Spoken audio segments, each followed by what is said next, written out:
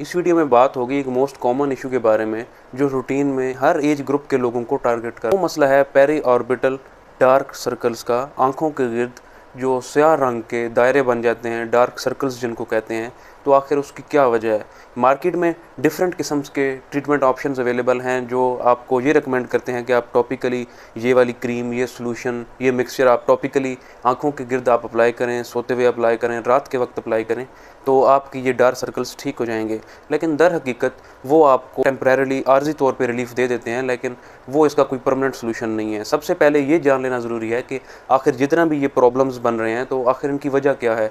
ऐसी कौन सी root cause है जिसकी वजह से आपके आंखों के गिर्द ये स्याह रंग के दायरे बन रहे हैं। तो अगर इसकी हम रीज़न की बात करें तो उसके लिए आपको एक हार्मोनल पाथवे को समझना ज़रूरी होगा।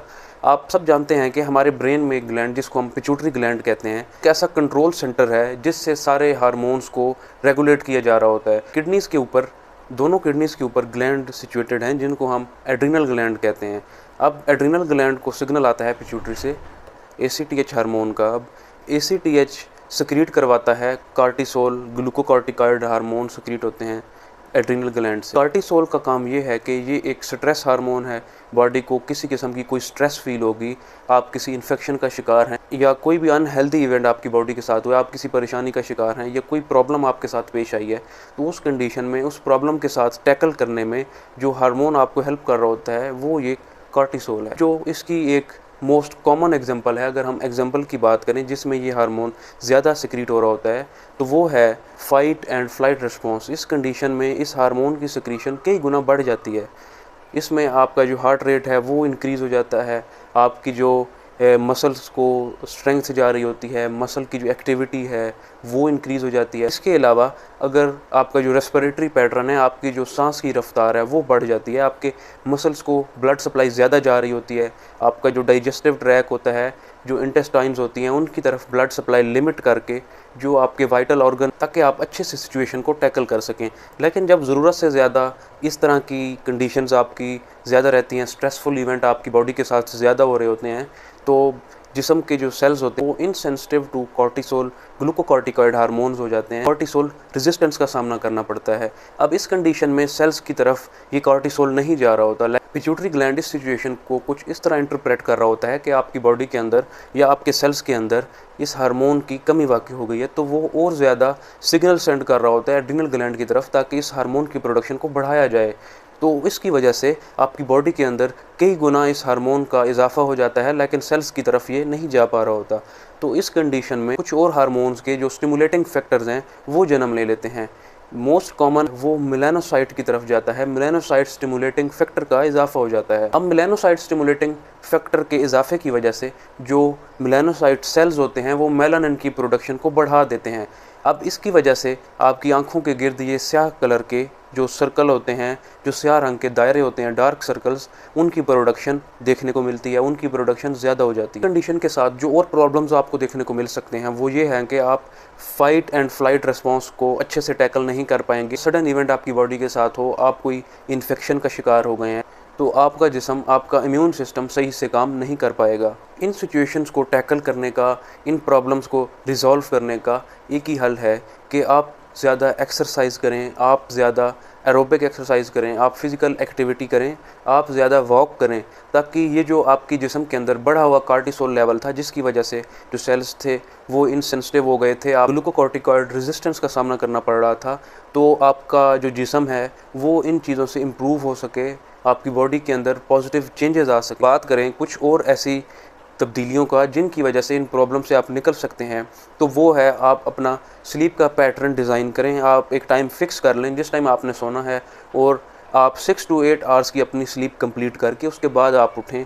अगर इस तरह का पैटर्न आप सेट करेंगे तो ये आपको इन चीज़ों से निकलने में काफ़ी बेनिफिट देगा। इसके अलावा आप विटामिन D3 की कंजम्पशन बढ़ा दें, आप नियासिनामाइड की कंजम्पशन बढ़ा दें, जिसको हम विटामिन B3 भी कहते हैं। इसके अलावा अगर कुछ मिनरल्स की बात करें तो उनमें सर फहरिस्त है मैग्नीशियम, जिंक, सेलेनियम।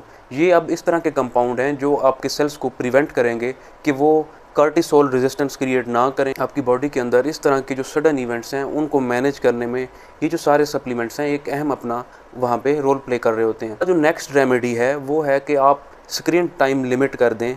आप मोबाइल स्क्रीन, लैपटॉप की स्क्रीन या कोई और आपका ऐसा काम है जिसमें आपकी आई की जो एक्टिविटी है वो इलेक्ट्रॉनिक स्क्रीन्स के सामने ज़्यादा है, तो आप उसको भी लिमिट करें, क्योंकि उनसे कुछ ऐसी लाइट्स इमिट हो रही होती हैं जो वेव लेंथ आपकी आइज़ के लिए भी टॉक्सिक हैं और आपके जो मेलानिन सेल्स हैं उनकी सिक्रीशंस में भी ये काफ़ी तब्दीलियां ला रही होती हैं। इससे अगर बात करें, एक इम्पॉर्टेंट फैक्टर जो आपकी इन इलामात को बढ़ा रहा होता है, जो आपकी आँखों के गिर्द स्याह हल्के बनने की वजह बन रहा होता है, वो हैं कुछ मेंटल डिजीज़ेज़, कुछ मेंटल इलनेस। आपके जिस्म के अंदर जो बढ़ा हुआ कॉर्टिसोल का लेवल है वो सेटल हो सके और आपके जो डार्क सर्कल्स बन रहे थे अब वो ताकि आपके ठीक हो सकें। इसके अलावा जो बॉडी के अंदर आपकी ज़्यादा चेंजेस आई थी इस तरह के जो स्ट्रेसफुल इवेंट्स की वजह से, जिनमें सरे फहरिस्त हैं एंग्जाइटी, डिप्रेशन, आप ज़्यादा परेशानी का शिकार रहते हैं, आप ऐसी इन्वायरमेंट में रहते हैं जो आपकी इन सिम्टम्स को बढ़ा रही होती है, वो इन्वायरमेंट जो आपके लिए एज आ ट्रिगरिंग फैक्टर का काम कर रही होती है, जिनकी वजह से